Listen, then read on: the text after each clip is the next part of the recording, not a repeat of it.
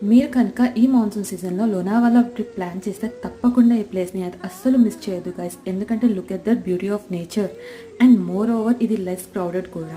ఈ ప్లేస్ చాలా తక్కువ మందికి తెలుసు. నేను చెప్తాను ఎక్కడుందో అనేసి.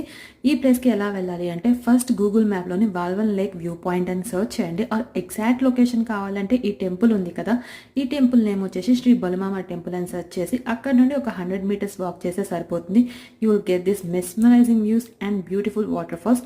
ఇక్కడ నుండి ఒక 2-3 వాటర్ ఫాల్స్ కూడా కనిపిస్తాయి and Walwan lake view point కూడా ఉంటుంది.